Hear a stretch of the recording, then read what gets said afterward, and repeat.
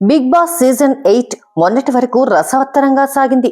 గొడవలు, అలకలు, ముచ్చట్లు, పంతాలు ఇలా ఒక్కటేమిటి, ప్రేక్షకులకు కావలసినంత ఎంటర్టైన్మెంట్ అందించారు. కానీ ఈ వారం అస్సలు ఎంటర్టైన్మెంట్ కాదు కదా, ఆడియన్స్ అంతగా ఇంట్రెస్ట్ కూడా చూపించడం లేదు. కానీ ఈ వారం మాత్రం మిడ్ వీక్ ఎలిమినేషన్ జరిగింది. అలాగే ఈ వీకెండ్ లో దాదాపు 8 వైల్డ్ కార్డ్ ఎంట్రీలు ఉండనున్నాయని సమాచారం.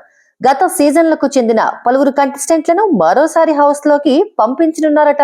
దీంతో ఇప్పుడు వైల్డ్ కార్డ్ ఎంట్రీలపై సోషల్ మీడియాలో బజ్ నడుస్తోంది.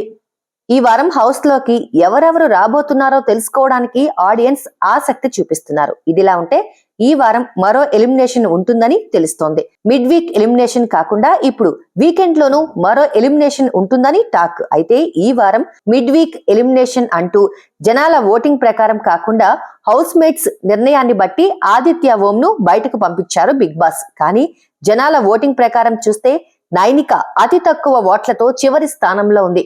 ఆదిత్య ఓం మొత్తం 4.5 వారాల పాటు హౌస్ లో ఉన్నారు. హీరోగా జనాలకు సుపరిచితుడైన ఆదిత్యను ఈ షో ద్వారా మరోసారి ఆడియన్స్ ముందుకు తీసుకువచ్చాడు బిగ్ బాస్. అయితే ఈ షో కోసం ఆదిత్యకు భారీగానే ఆఫర్ చేశారట. వారానికి 3 లక్షల పారితోషికం ఇచ్చారట. ఈ లెక్కన 4.5 వారాలకు గాను దాదాపు 14 లక్షలు అందుకున్నట్లు తెలుస్తోంది. ఇప్పటి వరకు ఎలిమినేట్ అయిన బేబక్క, శేఖర్ భాష, అభయ్ నవీన్, సోనియా ఆకుల కంటే ఎక్కువగానే రెమ్యూనరేషన్ అందుకున్నాడట.